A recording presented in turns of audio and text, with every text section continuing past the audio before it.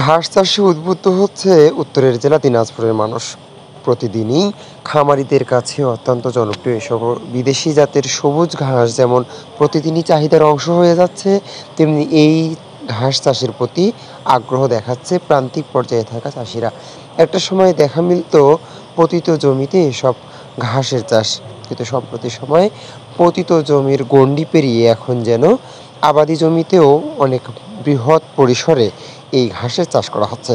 দিনাজপুরের এখন যত্রতত্র চর কিংবা পতিত জমিতে গেলে দৃষ্টি যতদূর যায় এমন ঘাসের চাষ লক্ষ্য করা যায়। দিনাজপুর শহরের অনেক মরা নদীর চরেও এখন যেন সবুজের সমারোহে পরিণত হয়েছে এই ঘাস চাষ দিয়ে। ধানের জেলায় ঘাস দিয়েও যেন এখন গবাদি পশুর অনেকটা শূন্যতা মেটাতে যাচ্ছে এসব অঞ্চলের মানুষ। ফলে প্রতিদিনই কেউ না কেউ এই ঘাস চাষের দিকে আগ্রহ দেখাচ্ছে এবং বাড়ছে পরিসর। ফলে এতে করে যেমন গোখাদ্যের শূন্যতা মিটছে, তেমনি অনেকেই সহজভাবেই পাচ্ছে এসব ঘাস। সুলভ মূল্য বিক্রি হওয়ায় এবং বাজারে চাহিদা থাকায়ও অনেকের যেন রুটি রুজিরও এক অনন্য মাধ্যম হয়েছে এই ঘাস। ফলে দেশে যেমন ঘাসের চাহিদা মিটছে খামারিদের কাছে, তেমনি দিনাজপুরে গড়ে উঠেছে ঘাসের এক বিশাল বাজার।